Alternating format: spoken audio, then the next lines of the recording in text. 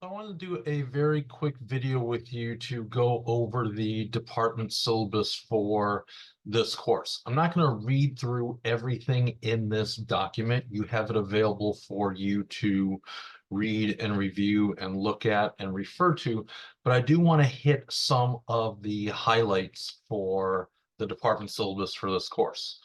The first thing, kind of the course description. Generally, if you're taking this course, it's because you're trying to become involved with a program in allied health, biological sciences, nursing, respiratory therapy, X-ray tech, one of those allied health fields. This is not the course for you if you are majoring in chemistry or majoring in environmental science. You would take a much higher level chemistry course that goes into a lot more detail on things. It's also not the course for you if you are a humanities or social science major who is just interested in getting your science lab requirements completed. There's a little bit lower level course for that that's kind of much more straightforward to get through. This course is designed specifically to fill the need for many of the programs in the allied health area. Prerequisites, math 012 or 015 are the kind of math prerequisites. We don't do a whole lot of math, and the ones that we do, it's not super high level. We're not doing algebra, we're not doing geometry, we're not doing calculus. We're adding, we're subtracting, we're multiplying, we're dividing. Sometimes we're dealing with percents. That's kind of the limit to what we're looking at for this. The required textbook and materials, I'm going to go right down for what's important for us because we are in a fully online class. The textbook is Timberlake 13th edition. That edition has been out for a while. You can find that for a very good price if you look online. The syllabus is all based upon the 13th edition. There's lots of copies out there. You don't need an access code. There's rental options. Check around, check the internet. There's some pretty good deals. You can find this textbook at a fairly decent price, at least compared to the high cost of a lot of other textbooks. You'll also need a scientific calculator. If you have a graphing calculator, you may use it. It at least needs to be a scientific calculator. And scientific calculators can go to more than 2 decimal places. Sometimes you might see an accounting calculator.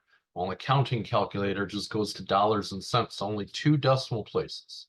Even though we don't use a lot of the features on a scientific calculator, those go to more than 2 decimal places, which we will need for this course. I'm not going to read through the course learning outcomes. That's kind of all the bigger educational and learning skills that you're going to come across. Course content kind of lists the major topics in each of the areas that we're going to talk about. I'm not going to read the list. You can certainly look at the list. The next 7, 8, 9 pages of this document is kind of what you expect to see in a syllabus. It breaks down the units into chapters and sections within those chapters. And what you'll see is there's kind of 2 columns. Column on the left, the learning objectives, those are the things you're trying to learn. The column on the right kind of tells you things you should be working on your own in order to achieve those objectives. So it has chapters and sections of the textbook that you are, needing to read and look at. It has representative sample problems, end of chapter problems to do. You're not turning in homework. You're not getting a grade for homework, but it's expected that you are doing most of these problems as a way to say, hey, yes, I understand this material. I can work with this material. I can solve questions. I can solve problems based on, things pertinent to that information. So that's what you see for the next 7 or 8 pages of this document. I'm not going to go reading through these one by one. It's what are you trying to learn? What sections of the textbook deal with that content? And then what problems should you be doing to kind of check yourself on that? And it does that for all the different chapters, all the different units, you know, what are you trying to learn? Where are you going to find that in the textbook? And then what kind of example problems should you be doing to make sure that you have mastered that material? And that's how, this goes on for many pages throughout the whole course. So you'll be coming back and referring to this document quite a bit once you actually start kind of getting through the content. You'll say, okay, we're in unit 3. Okay, what am I looking to achieve in unit 3? What are the things I'm trying to learn? What sections of the textbook are going to help provide some background information for that? And then what problems should I be checking on to try some in order to make sure I can do that? So that's how the next many, many pages of this. So this is a document that you're going to open up and you're going to be looking at a lot as you're going through the different units of content in this course.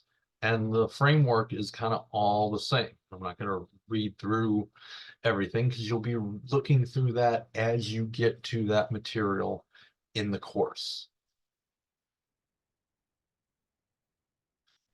This goes on through all the 5 units of learning objectives, what should you be reading, and then which practice problems are recommended as a self-check for yourself to see how you're doing. So I kind of went through that. What I'll spend a little bit more time on are the department policies, because these are kind of the laws of the land in the chemistry department. These are key things. These are things that I have to do, things that you have to do in order to make sure that you stay on the right side of things. So the first department policy is a pretty important one, is you have to independently pass the laboratory portion of this course. What that means is this course has a lecture component and a lab component. At the end of the course, when you get your letter grade on your transcript, it doesn't break it up into lecture and lab. You get one grade that encompasses everything. But because that grade came from 2 different components, and when you transfer, those receiving colleges and universities are wanting to make sure there's a lab associated with this, you have to pass that laboratory portion of the course. Passing is 65% or greater. If you fail the laboratory portion of the course, even if everything else is great, even if you're getting hundreds in the lecture part, even if you got 100 on every exam, if you fail the lab portion of the course, you have to fail the entire course. So that is a department rule, and that's not a negotiable rule. And the only way to fail lab is if you don't turn in things, if you don't try, if you don't put in an effort. That's the only way not to complete lab. Lab, you get to ask questions about. If you're stuck on something, you can ask for help on that. Lab should be helping your grade. You got to make sure you do it though. Because your receiving institutions are expecting that you actually had a laboratory experience in this course, if you miss 3 labs, regardless of what your lab average is, you will automatically fail the laboratory portion of the course. And what we just talked about, you would then fail the entire course. This applies for us in online labs, just like it would in a face-to-face lab. So you got to make sure you complete your labs and complete them on time. You should be using your Brookdale email or Canvas interactions or Canvas messaging for interactions with me. I can't respond to your personal email at Yahoo, Gmail, wherever else you may have a personal email at, because I can't verify that it's you that I'm conversing with. A lot of times things we converse about are grades.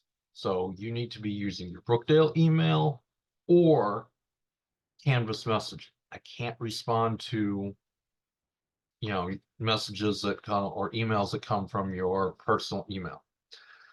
Your final grade is not negotiable. There is an appeals process after the semester has completed. If you believe your final letter grade is in error, you can initiate a formal grade appeal. That's covered in the student handbook. The use of generative artificial intelligence, AI, is not allowed in chemistry. We will consider that an automatic violation of the Academic Integrity Code, and that can include automatic failure for the course. So violations of the Academic Integrity Code will be prosecuted to the highest extent possible, which can include the potential of an automatic failing grade for the course. We take in chemistry academic integrity very seriously, and it's for good reason that we do. The fields that we are involved in, there are high ethical standards that are required in scientific, medical, and healthcare fields. It goes all the way back to you learning about that here. People's lives are on the lines in science, in medicine, in healthcare, and you're enrolled in this specific course because you're interested in medicine or healthcare, most likely. There are high ethical standards there. We're going to match those here in this course. It is your responsibility to understand the Academic Integrity Code. Ignorance is not an excuse for a violation. You can find the Academic Integrity Code in the student handbook. Students are expected to abide by the Student Conduct Code as well. It's also in, this is a Brookdale rule, not just chemistry department. That's, this is a policy from the entire college.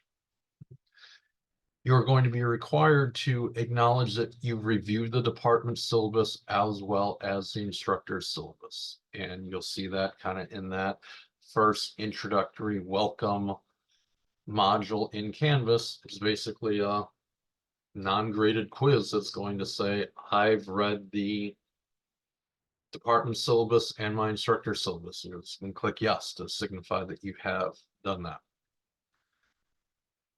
So students that are enrolled in remote or online sections are expected to have basic computer and technology equipment and skills that include but are not limited to reliable internet, working web camera, ability to download, respond to lockdown browser and other programs, ability to save, edit, and submit documents in common file types.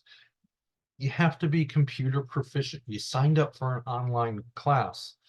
We can't be spending time going over basic computer skills. It's expected that you are technologically savvy with the equipment that you have purchased for yourself or you have access to be able to do these basic computer skills. 10 doesn't apply to us, even though we're online. You don't have a lab kit.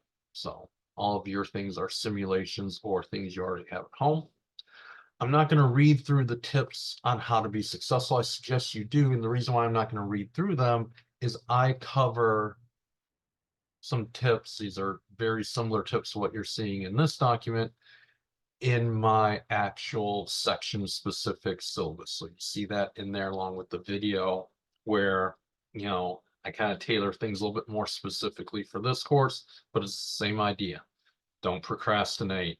You actively have to do problems and work. You have to get off to a good start, take efficient notes, seek help as soon as you notice there's any sign of things not going well. So I cover these again in the section specific syllabus, so I didn't want to spend a lot of time on that here. The grading standard, this is the department-wide grading standard for what percentage will equate to what final letter grade for your transcript. Standard rounding rules apply. Calculating course grade, 0.5 will round up, 0.4 rounds not up. It will round down. So standard rounding rules. The rest, and again, I'm not going to open up the links or read everything through here, but these are things that you'll see in every syllabus at Brookdale. Just where to go, where to get help, where to, you know, go look at for different things. So various college policies, there's support for that. There's links and websites you can go to. You need more information on the academic integrity code or student conduct code or how to file a grade appeal. That's all in the student handbook and catalog. Notification for students with disabilities. If in any way, shape, or form you feel that applies to you, please let me know so I can help you through the critical things you need to do if you find yourself needing any sort of additional accommodations or services. I cannot provide you any additional accommodations or services unless you supply me with Brookdale's own documentation for that. I can't accept paperwork from other schools, other colleges, your high school, other institutions. It has to come through Brookdale. So if you have any questions about that, please let me know. Uh, Mental health, some contact numbers for any sort of mental health distress, problem, hardship you may be facing. There's some resources here for you and how to, access those. Diversity statement, as well as kind of the bottom. Syllabus is intended to give guidance. There can be small adjustments based upon how things actually work. So again, you should definitely read through this document. I hit the highlights, but it's something that you have access to, so you want to make sure that you are using that.